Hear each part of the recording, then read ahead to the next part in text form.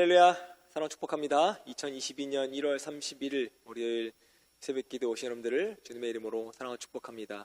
우리 기도하고 새벽 시간 거룩하게 구별해서 하나님께 올려드렸으면 좋겠습니다. 기도하겠습니다.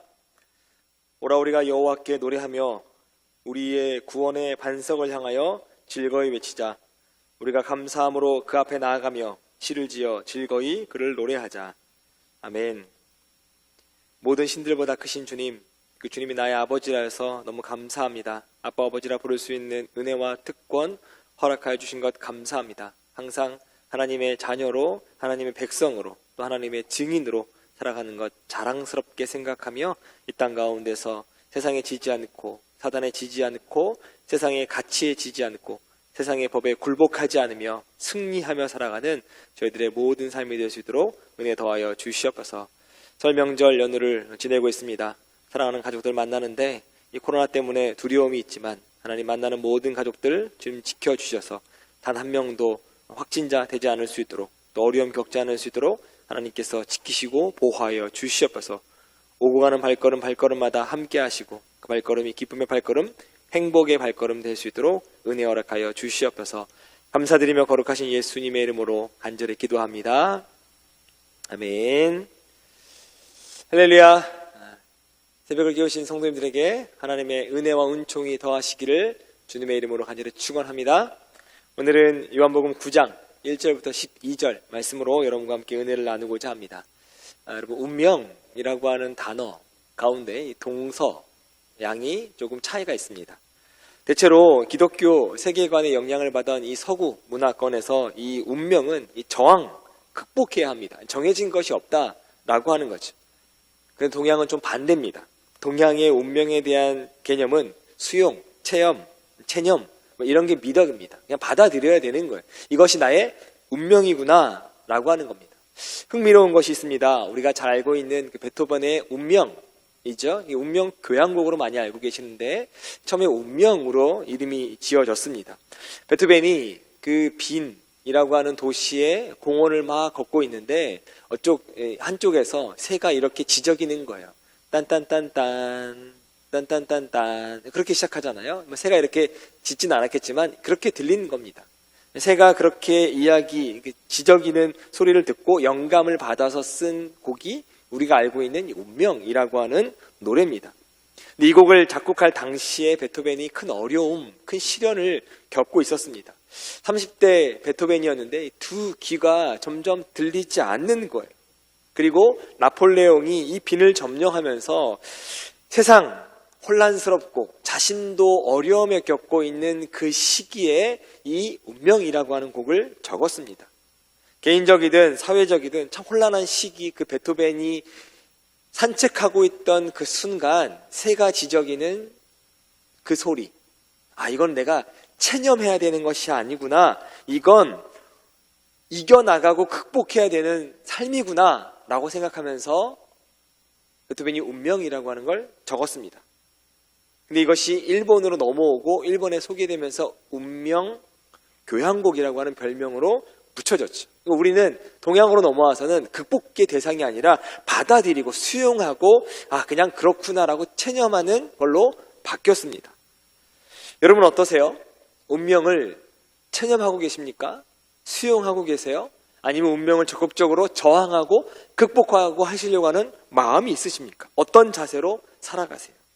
우리가 살면서 운명을 가장 민감하게 느끼며 살아가야 하는 것이 있다면 아마 가정일 겁니다. 내가 어쩌다 이러한 가정에서 태어났는지 모르겠다. 내가 어쩌다 저런 남편을 만나서, 내가 어쩌다 저런 아내를 만나서 이렇게 되었을까? 내가 어쩌다 저 아버지를 만나서, 내가 어쩌다 저 가난한 어머니를 만나서 내 인생 이렇게 됐을까? 어쩌다 저 아들이, 저 딸이, 내 아들이, 내 자녀가 됐을까?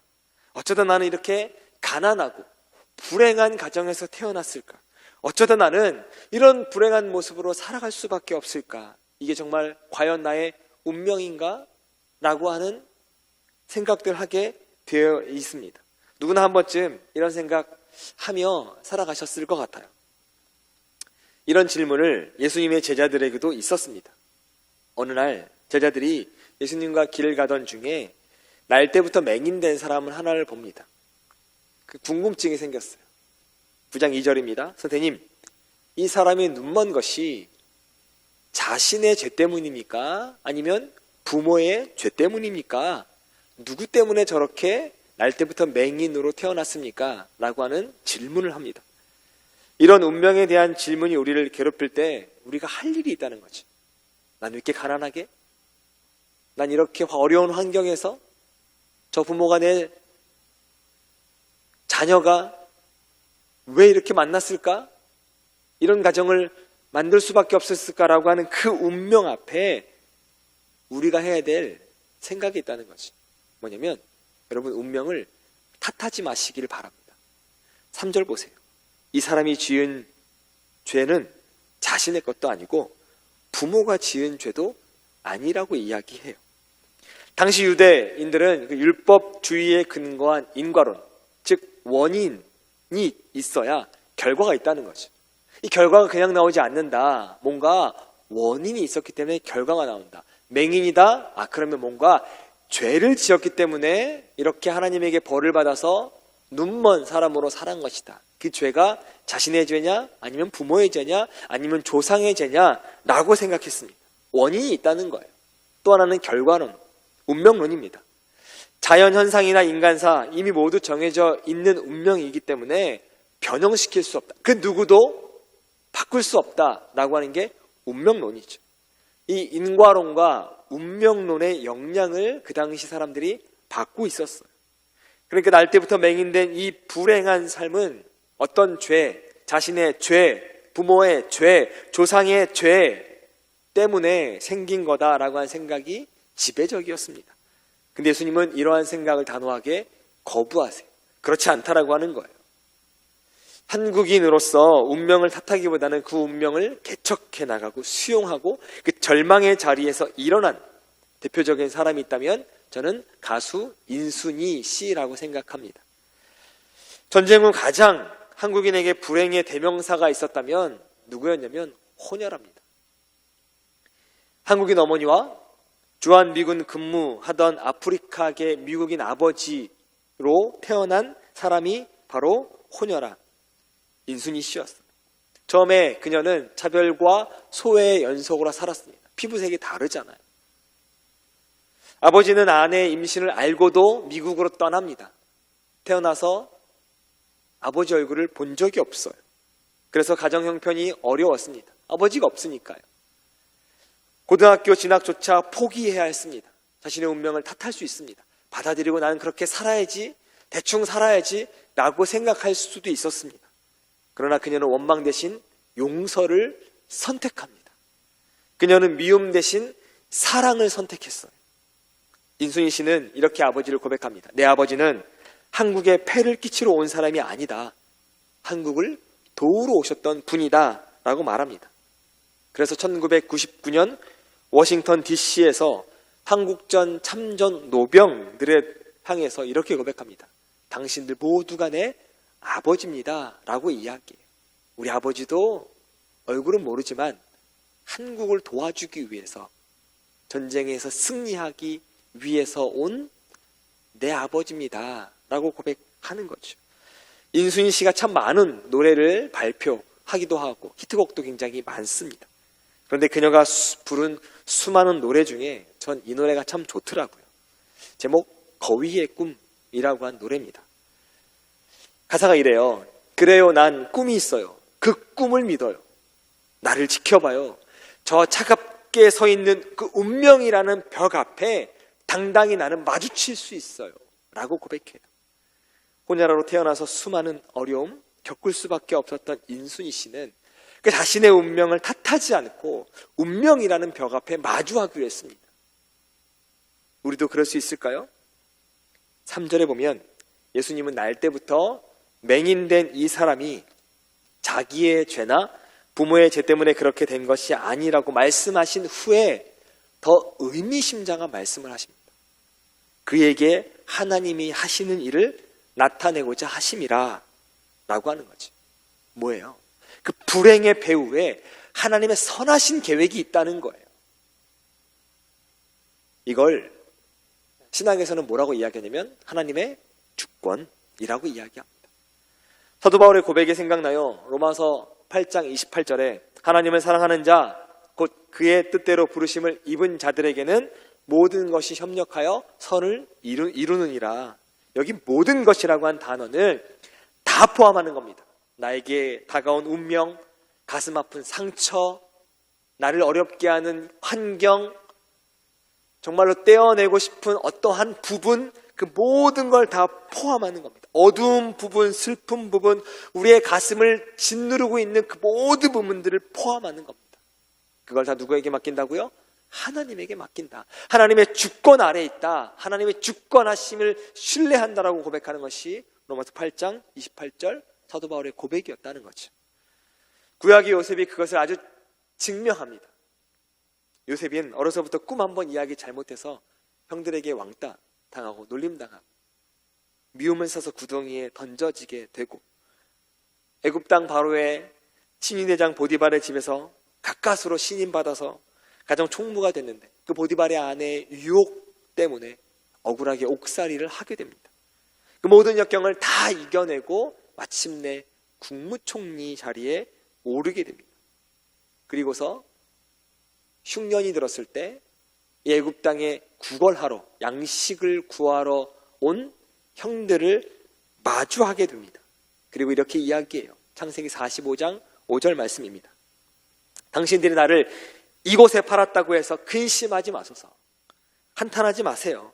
하나님의 생명이 구원하시려고 나를 당신들보다 먼저 보내셨습니다. 라고 이야기해요. 이어서 말씀 보세요. 하나님의 큰 구원으로 당신들의 생명을 보존하고 당신들의 후손을 세상에 두시려고 나를 당신들보다 먼저 보내셨나니 그런즉 나를 이리로 보낸 이는 당신들이 아니요 하나님이십니다. 하나님이 나를 바로에게 아버지 삼으시고 그 온 집의 주로 삼으시고 애굽 온 땅의 통치자로 삼으셨습니다. 라고 고백해요. 여기 한번 보세요. 요셉의 고백적 대화에 주어가 있습니다. 누굴까요? 하나님이에요. 하나님이 모든 걸 계획하셨다는 거예요. 근심하지 마세요. 걱정하지 마세요. 형님들이 나를 이곳으로 보낸 것이 아니라 하나님이 보내셨습니다. 라고 고백하는 겁니다. 하나님의 주권하심, 하나님의 인도하심, 하나님의 일하심을 요셉은 정확히 알고 있었다는 거죠. 하나님의 선하신 계획, 하나님의 선하신 주권 신뢰한다면 여러분 우리가 극복하지 못할 운명 없습니다. 이길 수 있어요. 예수님은 날 때부터 맹인된 사람에 대해서 하나님이 하실 일이 있다고 선언하는데 그치지 않으시고 한 발 더 나아가서 그 땅에 오신 소명을 선포하십니다. 4절 보세요. 때가 아직 낮음에 나를 보내신 이의 일을 우리가 하여야 하리라. 밤이 오리니 그때는 아무도 일할 수 없다라고 고백합니다. 여기 주목할 단어가 있습니다. 우리가 라고 하는 단어예요. 자신의 소명, 즉 예수님이 하실 그 소명에 누굴 포함시키고 있어요? 우리를 포함시키고 계세요. 나 혼자 이 땅에 온 게 아니다. 나 혼자 이 일을 다 할 것이 아니다. 너희와 함께 할 것이다. 우리를 동역자로 부르고 계시는 하나님의 선언이 있습니다. 예수님과 우리가 함께 수행해야 할 소명이 있다는 거예요. 이 소명이 우리가 아버지 하나님으로부터 보냄을 받아 이 땅에 사는 이유입니다. 여러분 우리 그냥 이곳에 던져지지 않았어요. 우리도 예수님만큼 아니 예수님과 동일한 일로 이 땅에 던져지고 보내지고 살고 있고 또 그 호흡이 닿으면 다시 하나님 곁으로 갈 겁니다. 그 소명이 뭘까요? 바로 빛 대신 예수님의 증인으로 살아가는 겁니다. 5절 보세요. 내가 세상에 있는 동안에는 세상의 빛이로다. 예수님이 그렇게 말씀하셨거든요. 이 소명을 위해서 예수님은 이 맹인을 실로암 못으로 보내십니다. 거기서 그가 눈을 떠 빛 대신 주님을 발견하게 됩니다. 주님의 기적을 경험한 이 사람의 증언을 들어보세요. 25절인데요. 대답하되 그가 죄인인지 내가 알지 못하나 한 가지 아는 것은 내가 맹인으로 있다가 지금 보는 것이 그것이다. 내가 맹인으로 있었는데 세상의 빛 대신 주님께서 나를 보게 하셨다는 거예요. 참되신 예수의 증인된 소명의 삶을 지금 맹인이 살고 있는 겁니다. 순종이 그를 증인으로 만들었어요. 그래서 실로암 못에 가서 씻어라 라고 하는 말, 이 말을 순종했기 때문에 눈을 뜰 수 있었고 볼 수 있었습니다. 여러분, 그 운명으로 찾아온 불행 앞에서 절망하는 사람들에게는 실로암의 기적은 없습니다. 그 운명의 밤에도 우리가 할 일이 있다고 믿는 사람들, 또 그리고 하나님이 맡기신 일에 순종할 준비가 되어져 있는 이들에게 하나님의 새로운 소명이 맡겨진다, 새 인생이 시작되는 줄 믿습니다. 앞서 말씀드린 그 인순이 씨 이야기를 조금 더 해보도록 하겠습니다. 그녀가 참 지금까지 수많은 노래를 불렀습니다. 그런데 누군가 그녀의 인생에 가장 중요한 한 곡만 뽑으라면 무엇을 뽑을 수 있겠습니까? 라고 하는 질문에 뜻밖의 인순이 씨는 이런 대답을 합니다. 자신이 가장 삶의 주제가 라고 이야기하는 곡이 바로 Amazing Grace라고 하는 겁니다. 어떤 곡일까요? 우리가 너무나 잘 알고 있는 찬송가 305장. 나 같은 죄인 살리신 주 은혜 놀라워 잃었던 생명 찾았고 광명을 얻었네. 이게 우리가 알고 있는 찬송가 305장 나 같은 죄인 살리신, 영어로 Amazing Grace라고 하는 찬양입니다. 그녀가 눈 뜬 거예요. 그리고 이렇게 간증합니다. 흙 속에 감추어져 있던 저를 하나님이 쓰시려고 계획하신 것 같아요. 어려운 일을 많이 겪게 함으로 남을 헤아리게 되고 이해하게 되고 남을 돕게 하는 도구로 하나님이 나를 사용하신 것 같아요. 저는 84년 세례를 받고 새로운 봉사의 삶에 눈뜨게 됐습니다 라고 인순이 씨가 고백해요. 그래서 다문화 가정을 위해서 강원도의 해밀학교라고 하는 학교도 시작했고요. 무엇보다 믿음이 가져다준 가장 큰 선물은 만나보지도 못했던 그 아버지에 대한 용서와 사랑이었다고 말합니다. 그래서 인순이 씨가 노래 하나를 지었는데 그 노래 제목이 아버지입니다. 시작을 나레이션으로 시작해요. 제가 설교 준비하면서 몇 번 들었습니다.